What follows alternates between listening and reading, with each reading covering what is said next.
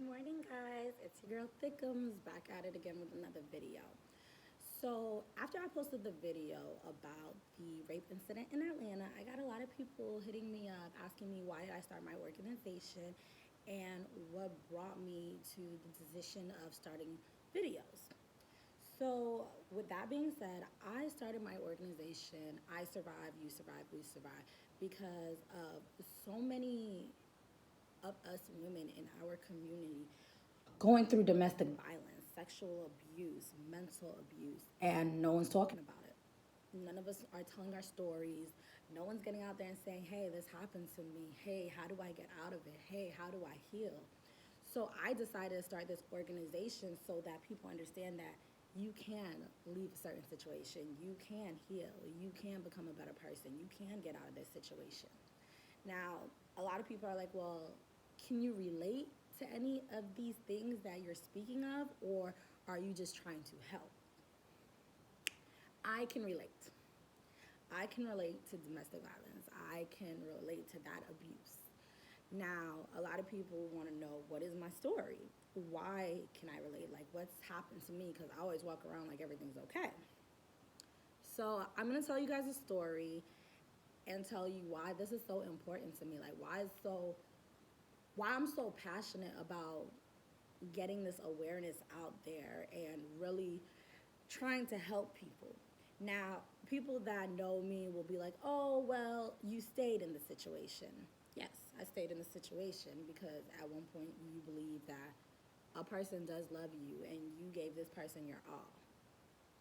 It's not love, baby. It's not love. So I'll go ahead and start with the story, let you guys know why I can relate and why I'm so passionate about this subject and my organization and why it's so important to me as a person. So, a couple of years back, I started dating this guy. And I was head over heels for him. I was so in love. He was in love. We did everything together. Everything. Now, when he finally comes and moves to Florida, we move in together and it's beautiful. Like it's a lovely situation. One day we go out, we go to pay some bills, and I'm very free and open with my phone because I'm never cheating. Like there's nothing there. So I allowed him to go through my phone while I was in store. Everything was fine. Now, he meets a friend of mine, which was a guy, and this guy friend's like my brother. I don't have any brothers really, so this guy friend was like my brother. So he meets him and I introduced them and my guy friend is like, oh yeah, this is like my little sister, take good care of her, whatever, whatever. So I'm talking to my cousin and I'm like, yeah, cause they met bro. He introduced me as his sister, everything's Gucci. So, I'm still allowed to communicate with this man. Like we're still gonna be cool. Now, in my crazy man's head, me telling my cousin that my homeboy introduced me as his sister, he took it as, oh, me and this guy are messing around, and it's a cover up that he introduced me as his sister. So I can slowly see that his demeanor changed, but he's not telling me what's wrong. So I'm asking him, like, what's wrong? Why are you acting like that? He's not answering me, he's not saying anything. So, okay, we're in the car, we're driving. I'm driving, he's sitting in the passenger seat. We get to a red light. Next thing I know, a fist connects to my face under a red light. And I'm repeatedly being hit in my face and my breast while we're at a red light. Light turns green, I pull to the side. He gets out the car. I get out the car, I'm yelling at him, I'm crying. I'm just like, why are you doing this? He doesn't care. So I leave him where he's at. I get home. In my mind, I'm ready to kill him. I'm done. I'm ready to kill him. I've never had nobody put their hands on me like that before. I'm ready to kill him. So he comes home and World War III breaks out in my house. We are literally in my house fighting each other like two men in the house.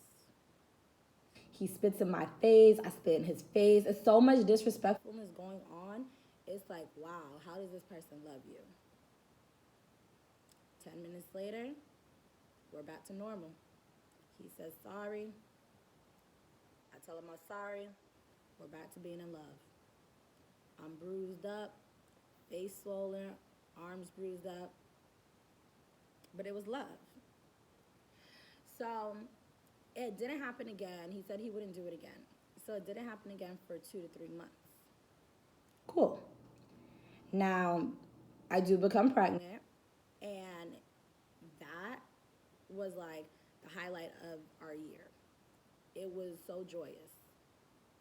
But that didn't stop the abuse. Anything ticked him off, we was fighting. So it came to the point where I got to get him first before he gets me. And that was my mentality the rest of the relationship for a year and a half. He would put his hands on me. I would put my hands on him. We would fight. I've been hit with shower rods, metal curtain rods, choked, almost pushed over my balcony on the second floor. I went to jail because I fought him in front of a club. It's like certain things had perspired so much that relationship was no longer love. I didn't feel loved anymore. I hated myself being in that situation. I literally cried all the time. I've never had somebody tell me they love me so much and turn around and beat my ass day in and day out. And a lot of people would be like, well, you fought him too. I surely did. Surely did. Because I'm such a headstrong person. Instead of me walking away, you're going to feel my hurt. So, yes, I beat his ass every chance I could because he beat mine. But one day, we got into this major fight after I got out of jail. He was upset about something. And next thing I know, I was being choked out. I was kicking him in his face, screaming. Mind you, I live in an apartment. I have neighbors. So I'm wearing their tussling. He's a big dude. I throw him into the wall. He throws me into my dining room table. He's hitting me repeatedly with a metal shower curtain rod in my back. Like I am a child. I am being beat in the back with a metal rod. And I'm screaming. I'm saying, stop. Don't do that. What are you doing? What is wrong with you? Stop. And we're still in there fighting. We're still in there struggling. Busted lip, swollen face. Still in there fighting. And he would not let up. So I'm still going at him, still fighting. I'm not even supposed to be in my house after jail. I was not supposed to be near this man until the case was ended. And I still went home to him because I loved him so much. So I went through all this and he left. He left after this fight. I had 6 police knock on my door when my man took off. And he called me, babe, police is pulling up at the door. And I'm just telling him, like, make sure you're gone. And I'm still covering for him. Make sure you're gone. And he's like, I've already jumped the back fence. I'm on my way to my homeboy's house. Okay, I love you, bye. Instead of telling the police, like, yes, he's in here beating my ass, no. Police come to my door, I open the door. They ask what's going on, a neighbor calls, they heard screaming, loud sounds. I said nothing. We were having a discussion. They got a little out of hand, but everything's okay. So they're asking me, is he in the house? I'm like, no, he's not here. They're asking me, where did he go? Was he walking down the street? Who is he? Ma'am, he is gone. I am okay. He's okay. Everyone's alive. There's no problem. We're good here. Lying through my teeth. So he doesn't go to jail. I don't go to jail. Why? Because I love that man. So police let it go. But I had to pray and really pray and look at myself like, is this the life that I want to live? Do I want to be beaten on when someone's mad? Do I want to be belittled because he's mad? Do I want to raise my children in a home like this?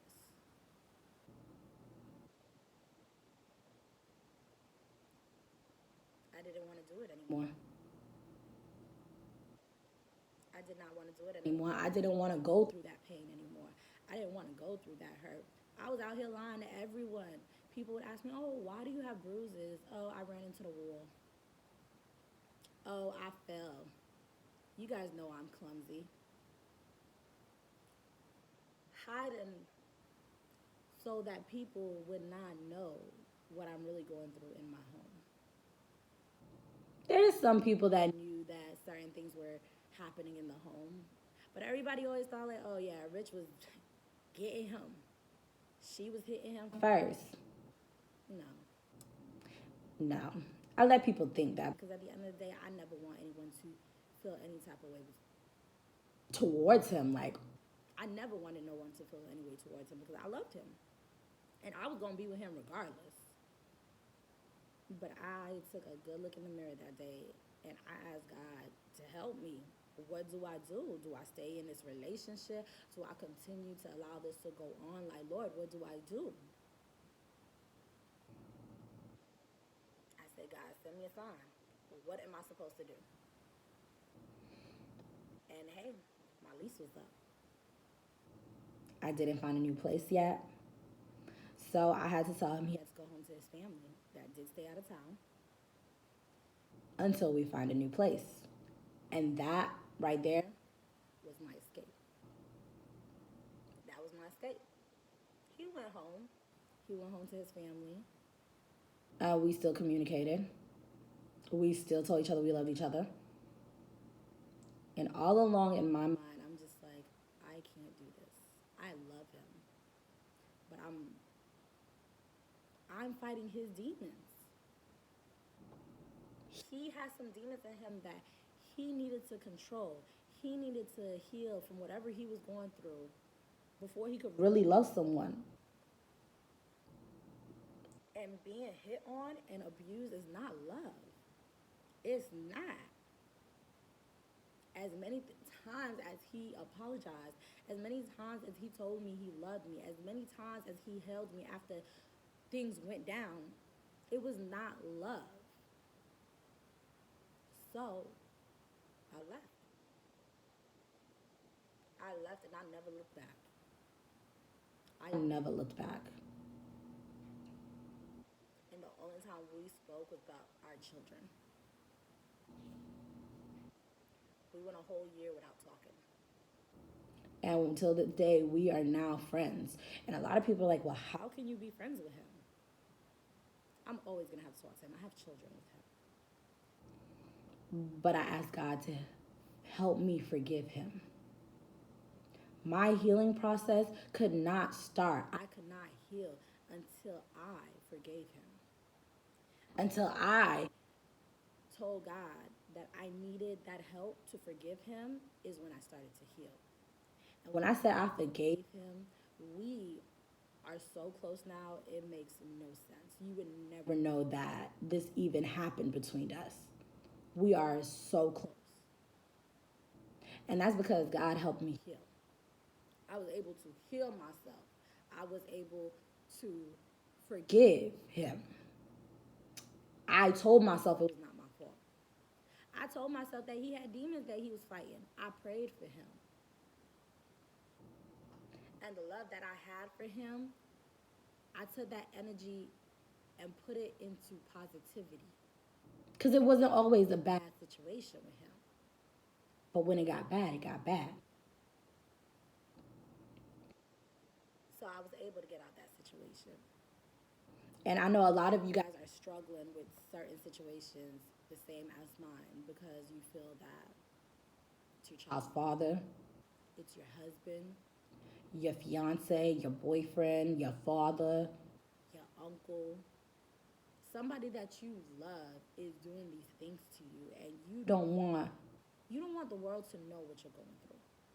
You don't want someone to know that I'm a victim of abuse, or I'm a victim of sexual abuse, I'm a victim of mental abuse, domestic violence. Like, not everybody wants to know, not everybody wants to tell their story.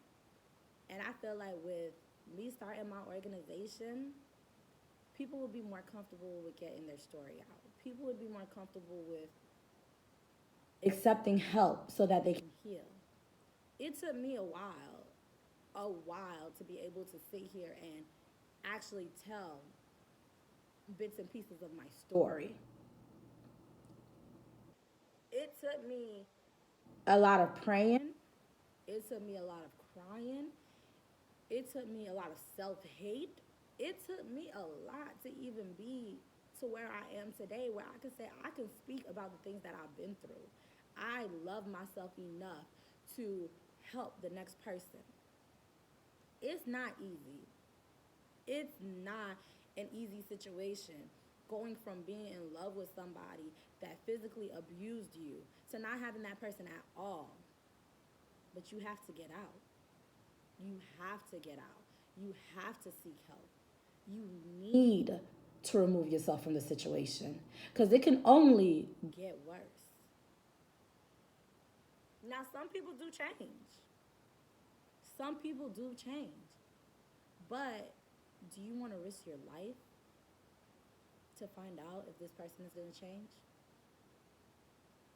Do you want to take that time away from you being productive and building in life to trying to find out if this person is going to change?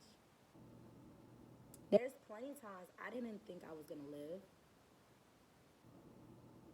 but God had other plans. I feel like He brought me through this so that I could be a testimony to somebody. He brought me through this so I can help someone else. And I don't know who I'm reaching out to. I don't know who I'm helping. I don't know who is being touched by the things that I'm saying, but I'm telling you because I've been through it. And I'm only 26. I was scared to be a single mother, a single mom of two. I struggle, but I do it. I could have stayed in the situation to be in a two-parent home, but I wasn't happy. So I did what I had to do so that I could live a better life for me and my kids. And now I'm healing. I'm healing every day. My healing process has not stopped. I heal every day. I look at myself in the mirror every day and tell myself that it's not my fault. You're beautiful. You're an amazing individual. And one day someone's going to love you for you. But what you were going through was not love. It was control. It was pain. It was hurt. It was everything but love. So if you are going through anything like this, I do encourage you to speak to somebody. I do encourage you to try and try to get out of the situation because it can really end badly. I encourage you to love yourself. And once you start loving yourself, trust me, it will be so easy for you to remove yourself from the situation. It will be easy for you to heal from the situation. It's a hard thing to talk about, but I do hope that someone is touched by my story. Even though it was more so bits and pieces and not the whole thing, because if I told the whole thing, we would be here for hours. But I do hope that someone can relate, and I hope that it helps. I definitely hope that it helps. So subscribe, like, comment. Remember, I survived, you survived, we survived. It's a movement, and we're always going to be here to uplift each other. So if anyone needs help, anyone's going through these issues, reach out to me. You can reach out to me on Facebook. You can reach out to me on Snap, Instagram. You can like and comment under my YouTube videos. I will definitely answer any questions that anybody has. I am here to help. So everybody have a good day, be blessed, and enjoy.